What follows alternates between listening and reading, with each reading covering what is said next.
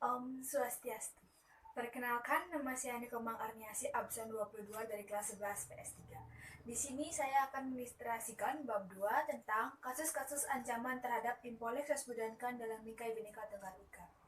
Dalam bab ini ada dua submateri. Yang pertama ada ancaman terhadap integrasi nasional, dan yang kedua ada strategi dalam mengatasi berbagai ancaman dalam membangun integrasi nasional. Yang pertama yaitu ancaman terhadap integrasi nasional. Pengertian integrasi nasional. Integrasi nasional berasal dari dua kata, yaitu integrasi dan nasional. Integrasi berasal dari bahasa Inggris yaitu integrate, yang artinya menggabungkan, menyatupadukan, dan mempersatukan. Sedangkan dalam Kamus Besar Bahasa Indonesia atau KBBI, integrasi berarti membaurkan hingga menjadi satu kesatuan yang bulat dan utuh. Sedangkan nasional itu sendiri berasal dari bahasa Inggris yaitu nation, yang artinya bangsa.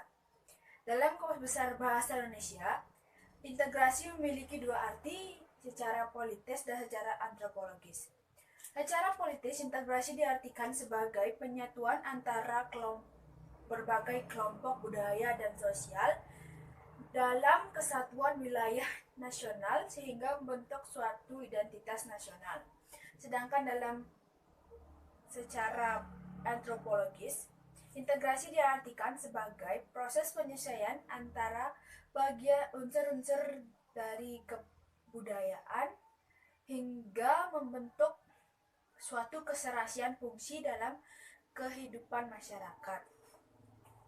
Di Indonesia sendiri, istilah pembauran atau asimilasi dengan integrasi masih sering disamakan, padahal kedua istilah ini berbeda. Integrasi diartikan seperti integrasi sosial, integrasi kebudayaan, pluralisme sosial. Sedangkan pembauran artinya proses penyesuaian antara dua atau lebih kebudayaan mengenai unsur-unsur kebudayaan atau culture trace mereka yang berbeda atau bertentangan agar dapat dijadikan suatu sistem kebudayaan yang selaras atau harmonis. Dengan demikian, integrasi diartikan sebagai penyatuan bagian-bagian yang berbeda dari masyarakat hingga menjadi suatu keseluruhan yang lebih utuh, atau memadukan masyarakat-masyarakat kecil yang banyak jumlahnya hingga menjadi suatu bangsa. Menurut Mahmud Indi, upaya integrasi dengan strategi yang lebih mantap perlu terus dilakukan agar terwujudnya sistem integrasi yang diinginkan oleh bangsa Indonesia. Jika dilihat dari berbagai konflik atau peristiwa yang pernah terjadi di Ambon, Aceh, Kalimantan Barat, dan Papua, ini merupakan cermin dari belum terwujudnya integrasi yang diinginkan oleh bangsa Indonesia. Pada masa Orde Baru, ancaman integrasi berasal dari kecenderungan kekecewaan daerah terhadap pusat atau konflik yang bersifat vertikal. Sedangkan pada dewasa ini, ancaman terhadap integrasi berasal dari konflik yang bersifat horizontal. Untuk dapat terhindar atau terbebas dari permasalahan mengenai konflik, permasalahan terhadap integrasi, maka perlu dilihat dari sisi lain dari konflik tersebut. Menurut Dahrendorf, yaitu bahwa konflik dilihat sebagai suatu mekanisme alamiah secara yang konseptual hingga mencapai suatu kesepakatan baru dalam masyarakat. Unsur-unsur disintegratif yang paling menonjol pada dewasa ini yaitu menonjolnya sikap ekstremitas, menurunnya nilai-nilai kemanusiaan, atau menurunnya kepercayaan sosial. Untuk dapat keluar dari permasalahan ini atau unsur-unsur disintegratif tersebut, maka perlu adanya proses transformasi sosial, yaitu penyaluran energi positif kepada saluran-saluran alternatif yang mengelola konflik tersebut. Selanjutnya yaitu syarat-syarat integrasi. Syarat-syarat suatu integrasi di suatu negara yaitu yang pertama, anggota-anggota masyarakatnya merasa bahwa mereka berhasil saling mengisi kebutuhan satu dengan yang lainnya. Yang kedua, dapat kesepakatan atau konsensus mengenai norma-norma atau nilai-nilai sosial yang dilestarikan dan dijadikan pedoman. Dan yang ketiga yaitu norma-norma dan nilai-nilai sosial tersebut dijadikan aturan baku dalam membangun atau menciptakan integrasi nasional. Posisi Indonesia berada di tengah-tengah dunia, berada diapit oleh dua benua, yaitu benua Australia dan benua Afrika, serta dua samudra, yaitu Samudra Hindia dan Samudra Pasifik. Posisi ini menyebabkan Indonesia berada di posisi silang dunia yang sangat strategis. Posisi silang ini tidak hanya meliputi aspek kewilayahan saja, tetapi juga meliputi aspek kehidupan sosial lainnya, seperti yang pertama, penduduk Indonesia berada di antara daerah berpenduduk padat di utara, yaitu Tiongkok dan India, dan berada di antara daerah berkependudukan jarang di selatan di Australia dan Selandia Baru. Yang kedua, yaitu ideologi Indonesia berada di antara ideologi komunisme di utara, yaitu Tiongkok, dan berada di ideologi liberalisme di selatan Australia. Yang ketiga, demokrasi Pancasila berada di antara demokrasi rakyat di utara, yaitu Tiongkok, dan demokrasi liberal di selatan, yaitu Australia. Yang keempat, ekonomi Indonesia berada di antara ekonomi sosialis di barat, yaitu Tiongkok, dan ekonomi sosial kapitalis di selatan, yaitu Australia. Selanjutnya yang kelima, yaitu masyarakat Indonesia berada di antara masyarakat individualis dan masyarakat sosialis. Selanjutnya yang keenam, yaitu kebudayaan Indonesia berada di antara kebudayaan timur di barat, yaitu Tiongkok, Brunei, Malaysia, India, dan kebudayaan barat di selatan Australia. Yang terakhir yang keenam, yaitu sistem pertahanan dan keamanan Indonesia berada di antara sistem pertahanan kontinental di utara, itu Tiongkok, Malaysia, Brunei, Jepang, dan di antara sistem pertahanan maritim. Selanjutnya, posisi silang Indonesia tidak hanya memberikan dampak positif, tetapi juga memberikan ancaman yang besar yang dapat memporak-porandakan atau menghancurkan persatuan bangsa. Ancaman integrasi ini berasal dari dalam maupun dari luar negeri. Ancaman ini berupa ancaman militer dan non-militer. Selanjutnya yaitu ancaman terhadap impor ekspor dan kam. Ancaman terhadap impor ekspor dan kam dibedakan menjadi dua, yaitu ancaman militer dan ancaman non-militer. Ancaman non-militer pada hakikatnya adalah ancaman yang menggunakan kekuatan di luar kekuatan militer dan dinilai dapat merusak ketahanan negara, kedaulatan negara, dan mengganggu kesejahteraan segenap masyarakat. Ancaman non-militer ini dapat berupa ancaman terhadap ideologi, ancaman terhadap ekonomi, terhadap sosial dan budaya dan politik. Selanjutnya yaitu ancaman di bidang ideologi. Pada hakikatnya Indonesia menentang dengan keras ideologi komunis dan liberalis. Namun bukan berarti Indonesia terbebas dari pengaruh paham-paham tersebut. Pada masa era globalisasi ini, masyarakat Indonesia mulai terpengaruh oleh paham liberalis yang disokong oleh Amerika. Seperti misalnya bahwa mereka beranggapan bahwa paham liberalis ini dapat memberikan kemajuan dan kemakmuran bagi bangsanya.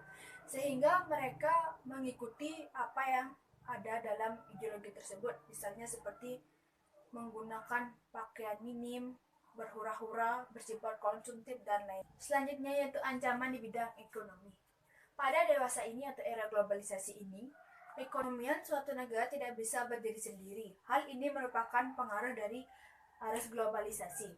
Globalisasi dapat memberikan dampak negatif bagi perekonomian suatu negara. Misalnya seperti yang pertama, Indonesia akan dibanjiri oleh barang-barang dari luar negeri seiring dengan tidak terkenalnya batas-batas negara. Yang kedua, cepat atau lambat perekonomian Indonesia akan dikuasai oleh negara asing karena semakin bebasnya orang-orang di negara asing menanamkan modalnya ke Indonesia. Yang ketiga yaitu adanya kesenjangan sosial yang tajam akibat dari persaingan yang bebas. Yang keempat yaitu subsidi yang diberikan kepada masyarakat yang kurang mampu akan mulai berkurang, koperasi sulit berkembang, dan penyerapan tenaga kerja akan sulit dilakukan. Hal ini akan memberikan dampak tidak dapat teratasinya kemiskinan yang ada di Indonesia. Yang kelima, memperburuk prospek perekonomian jangka panjang. Selanjutnya yaitu ancaman di bidang sosial dan budaya. Ancaman yang berdimensi dapat mengancam sosial dan budaya ini dapat berasal dari luar maupun dari luar ataupun dari dalam negeri. Ancaman dari dalam dapat berupa isu-isu kemiskinan, keterbelakangan, kebodohan. Isu-isu ini akan merusak patriotisme, persatuan, dan nasionalisme. Selanjutnya, ancaman yang berasal dari luar negeri yaitu pengaruh negatif dari era globalisasi. Yang pertama, akan menimbulnya sikap konsumtif atau mengonsumsi semua barang-barang yang berasal dari luar negeri. Yang kedua, munculnya sifat hedonisme atau menganggap kenikmatan pribadi paling utama dan paling penting.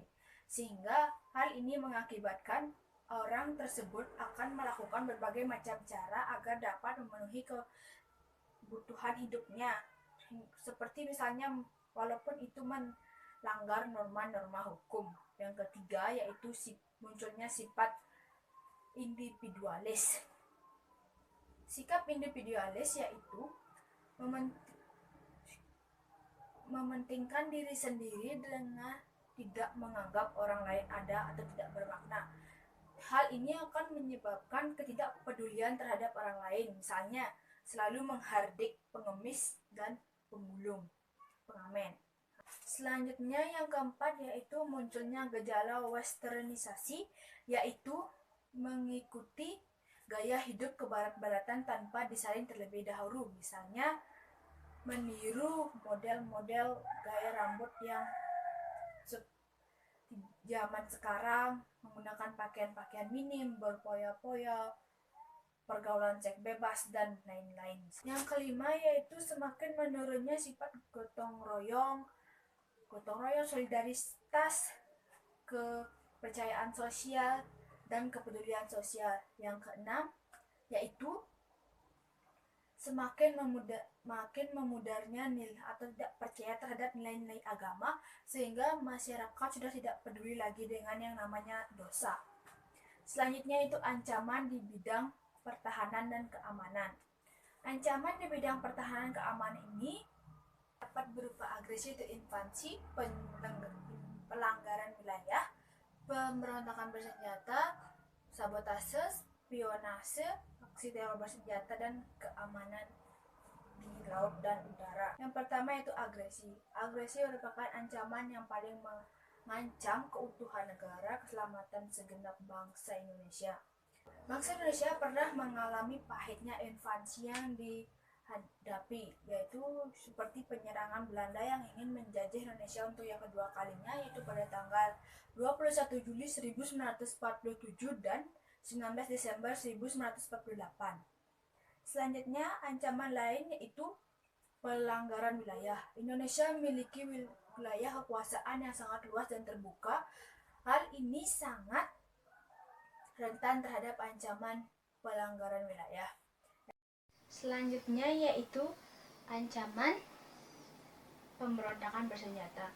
Pemberontakan bersenjata ini dilakukan di dalam negeri oleh orang dalam atau juga didukung oleh orang di luar. Pemberontakan yang pernah terjadi yang tercatat dalam sejarah Indonesia yaitu DITII, G30 SPKI, PRRI, Persemesta. Indonesia memiliki objek vital nasional dan instalasi strategis yang sangat rawan terhadap aksi sabotase, sehingga perlu dilindungi. Untuk dapat melindunginya juga harus memiliki teknologi yang canggih agar dapat mencegah dan menghindari sejak dini ke aksi sabotase tersebut. Selanjutnya itu kegiatan spionase. Kegiatan spionase pada dewasa ini dilakukan oleh agen-agen rahasia dalam mencari dan menemukan rahasia pertahanan dan keamanan suatu negara agar dapat dibobol. Selanjutnya itu ancaman aksi teror bersenjata. Aksi teror bersenjata ini merupakan ancaman terorisme yang dilakukan dengan cara memberikan tekanan rasa ketakutan yang mendalam kepada segenap bangsa atau seluruh warganya dan menimbulkan korban dengan tidak memiliki perasaan kemanusiaan.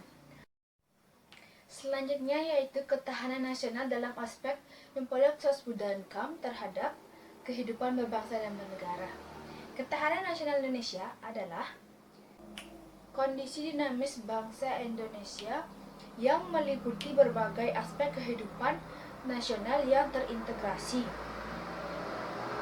Berdasarkan rumusan pengertian ketahanan nasional tertanas dan kondisi kehidupan nasional Indonesia, ketahanan nasional tertanas adalah gambaran dari kondisi kehidupan yang meliputi aspek-aspek tertentu dalam berbagai waktu. Dinamis bangsa Indonesia yang meliputi berbagai aspek kehidupan nasional yang terintegrasi.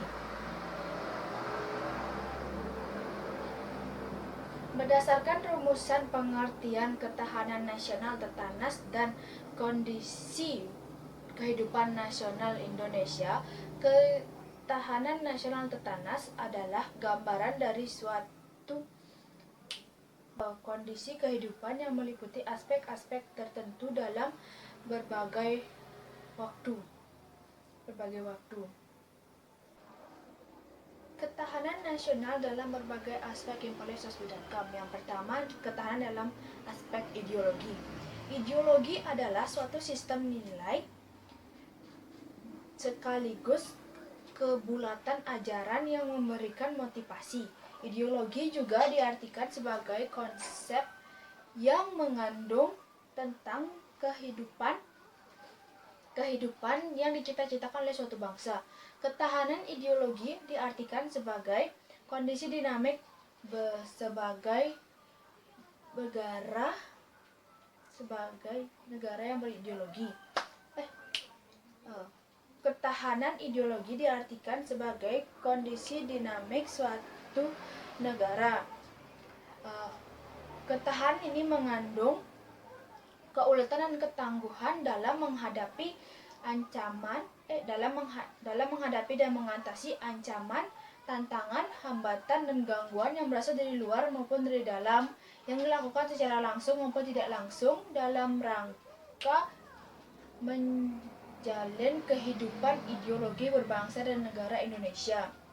Perwujudan pertahanan ideologi ini dapat dilakukan jika suatu negara mengakui telah berideologi Pancasila dalam berbangsa dan bernegara serta berdasarkan pengamalan ideologi Pancasila secara konsekuen dan berlanjut.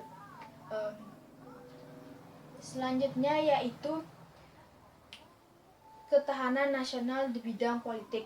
Politik berasal dari kata politis yang artinya kekuasaan atau pemerintahan dan kata polisi yang berarti kekuatan. Ketahanan politik berarti kondisi dinamik suatu politik di suatu negara dalam menghadapi dan mengatasi berbagai macam ancaman, gangguan, hambatan, tantangan yang berasal dari dalam maupun dari luar yang dilakukan secara langsung maupun tidak langsung dalam untuk menjalin keutuhan politik dalam berbangsa dan bernegara berlandaskan ideologi Pancasila dan UUD 1945. Selanjutnya yaitu ketahanan dalam aspek ekonomi. Perekonomian adalah suatu kegiatan yang dilakukan dalam rangka menjamin kelangsungan hidup seperti memenuhi kebutuhan dengan cara produksi, distribusi, dan konsumsi dengan usaha-usaha dalam rangka meningkatkan taraf kehidupan. Ketahanan dalam aspek ekonomi yaitu kondisi dinamik suatu negara, perekonomian suatu negara dalam mengatasi dan menangani berbagai ancaman, tantangan, gangguan, hambatan yang berasal dari dalam maupun dari luar, baik secara langsung maupun tidak langsung, dalam menjamin keberlangsungan perekonomian suatu bangsa dalam berbangsa. Selanjutnya yaitu ketahanan nasional dalam bidang sosial dan budaya. Sosial diartikan sebagai pergaulan yang terjadi dalam masyarakat dalam melangsungkan kehidupan, baik berupa solidaritas, pertemanan, pergaulan, dan lain-lain.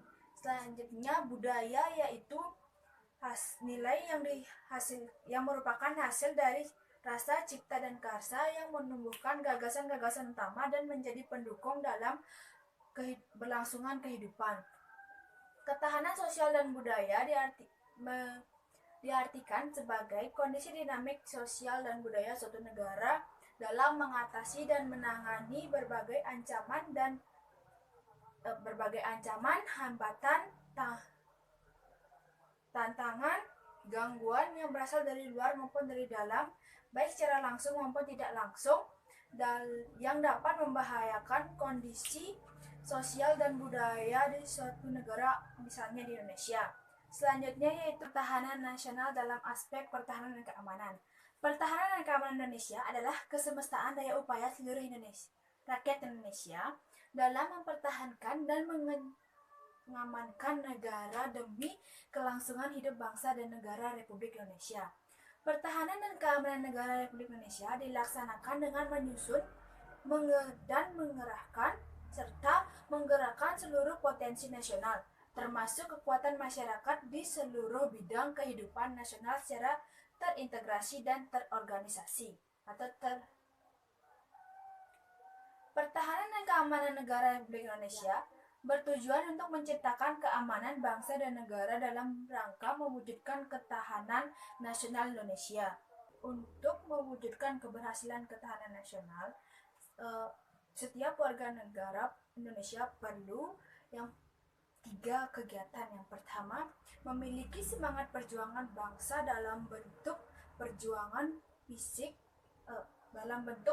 dan fisik yang berupa keuletan dan ketangguhan yang tidak mengenal menyerah, yang mengandung kemampuan mengembangkan kekuatan nasional dalam rangka menghadapi segala ancaman, gangguan, tantangan, dan hambatan baik yang datang dari luar maupun dari dalam, untuk menjamin integritas, kelangsungan hidup bangsa dan negara, serta perjuangan menempatkan tujuan nasional. Selanjutnya yang kedua yaitu sadar dan peduli terhadap pengaruh-pengaruh yang timbul pada aspek ideologi, politik, ekonomi, sosial, budaya, dan pertahanan keamanan atau impoleh sosbidankan, sehingga setiap warga negara Indonesia, baik secara individu maupun kelompok, dapat mengeliminir pengaruh tersebut. Yang ketiga yaitu ikut secara aktif dalam sistem dan pertahanan keamanan rakyat semesta dalam pertahanan keamanan yang bertujuan untuk menggagalkan serangan dan ancaman dari kekuatan perang musuh dengan jenis-jenis perlawanan rakyat dan pertahanan sipil yang merupakan unsur penting dalam kekuatan perang dengan Angkatan Bersenjata Republik Indonesia atau ABRI. Selanjutnya yang kedua yaitu strategi dalam mengatasi berbagai ancaman dalam membangun integrasi nasional.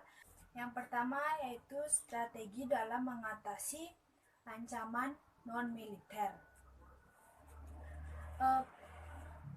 Globalisasi telah berpengaruh kepada semua bidang kehidupan, diantaranya dalam bidang politik, ekonomi, sosial, dan budaya, serta pertahanan dan keamanan.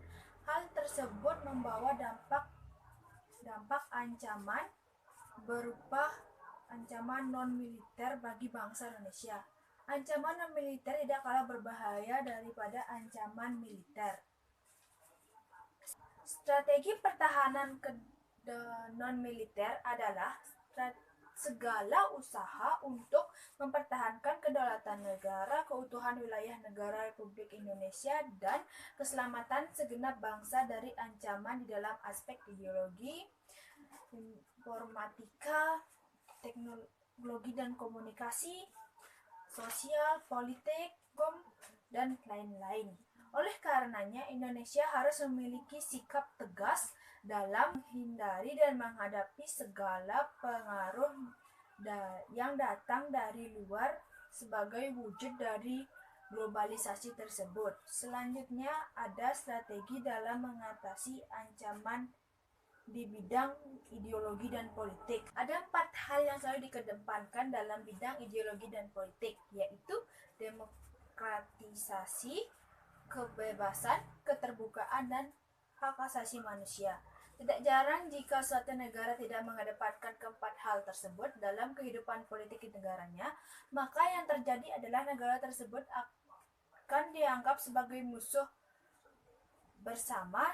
Bahkan lebih menyedihkannya lagi, negara tersebut akan dianggap sebagai teroris serta akan diberikan sanksi berupa embargo yang mengakibatkan kesengsaraan yang meliputi kelaparan, konflik, dan sebagainya. Di sisi lain, isu demokratisasi pada saat ini benar-benar mempengaruhi kehidupan berbangsa dan bernegara. Segala peristiwa selalu saja dikaitkan dengan demokratisasi. Akibatnya, banyak terjadi konflik berkepentingan yang mengakibatkan pertikaian antar negara yang mengakibatkan kehancuran. Berkaitan dengan hal tersebut, bangsa Indonesia sebagai negara yang menganut demokrasi Pancasila harus memperkuat kembali pemerintahannya agar menjadi lebih mandiri dan tahan uji dalam berbagai konflik yang terjadi yang dapat menghancurkan persatuan kesatuan yang terdapat di dalam bangsa Indonesia, dengan tetap berpegang teguh pada wawasan yang berlandaskan Bhinneka Tunggal Ika. Selanjutnya yaitu strategi dalam mengatasi ancaman di bidang ekonomi. Sejak digulirkannya sistem perekonomian liberalis oleh Adam Smith, melahirkan banyak perusahaan-perusahaan multinasional yang melakukan aktivitas perdagangannya ke berbagai negara. Hal ini membuat globalisasi ekonomi semakin mempercepat perluasan jangkauannya ke semua tingkatan negara, mulai negara maju sampai ke negara berkembang seperti Indonesia. Kenyataannya, yang terjadi globalisasi perekonomian lebih dikendalikan oleh negara maju, sementara negara berkembang hanya diberikan sedikit ruang dan kesempatan untuk mempererat atau memperkuat perekonomiannya. Selanjutnya yaitu strategi ketahanan dalam mengatasi ancaman sosial dan budaya. Kehidupan sosial budaya di negara-negara berkembang seperti Indonesia ini perlu diperhatikan gejala-gejala perubahan yang terjadi, terutama mengenai sebab-sebabnya. Banyak faktor-faktor yang mungkin menimbulkan perubahan sosial, di antaranya seperti yang memegang peranan penting yaitu faktor teknologi dan kebudayaan. Faktor-faktor itu berasal dari luar dan dalam negeri. Pengaruh dari luar perlu diperhatikan adalah hal-hal yang tidak menguntungkan serta membahayakan kelangsungan kehidupan kebudayaan nasional. Dalam menghadapi pengaruh dari luar yang dapat mengancam dan membahayakan kelangsungan kebudayaan nasional, maka haruslah menggunakan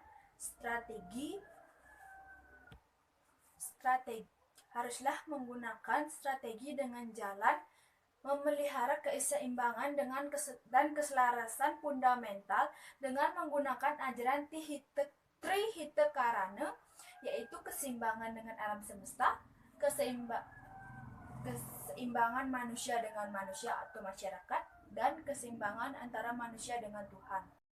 Strategi yang terakhir yaitu strategi dalam mengatasi ancaman di bidang militer atau ancaman. Yang terakhir yaitu strategi ketahanan dalam mengatasi ancaman militer. Pada hakikatnya, ancaman militer sangat berbahaya jika tidak segera ditangani. Oleh karena itu, perlu adanya strategi yang tepat untuk menangani ancaman ini. Di Indonesia sendiri sudah memiliki UUD Negara Republik Indonesia tahun 1945 yang telah mengatur tentang strategi dalam mengatasi ancaman di bidang militer tersebut, di mana strategi tersebut dikandung di dalam pasal nomor 30 ayat 1 sampai 5 UUD Negara Republik Indonesia tahun 1945 yang menyatakan strategi atau ketentuan yang telah ditetapkan di dalam UUD tersebut merupakan menjadi tanggung jawab bagi seluruh warga negara bangsa Indonesia, atau dengan kata lain, pertahanan keamanan negara Indonesia tak hanya menjadi tanggung jawab TNI, Polri, dan sebagainya, namun juga menjadi tanggung jawab masyarakat Indonesia. Sistem pertahanan dan keamanan yang paling cocok bagi Indonesia yaitu sistem pertahanan semesta. Sistem ini memiliki 3 ciri. Yang pertama yaitu kerakyatan, yang kedua kesemestaan, yang ketiga yaitu kewilayahan. Selanjutnya ada ancaman non tradisional. Ancaman non tradisional adalah ancaman yang dilakukan oleh aktor non-negara terhadap keutuhan negara, kedaulatan negara, dan keselamatan segenap warga negara bangsa Indonesia. Ancaman non-tradisional ini merupakan ancaman faktual yang dihadapi oleh Indonesia pada saat ini. Termasuk di dalam ancaman ini yaitu separatisme bersenjata, aksi terorisme, aksi radikal, penyelundupan senjata, dan masih banyak lagi. Sekian yang bisa saya sampaikan. Apabila ada salah kata, saya mohon maaf. Saya tutup dengan Paramo Santi. Om Santi Santi Santi Om.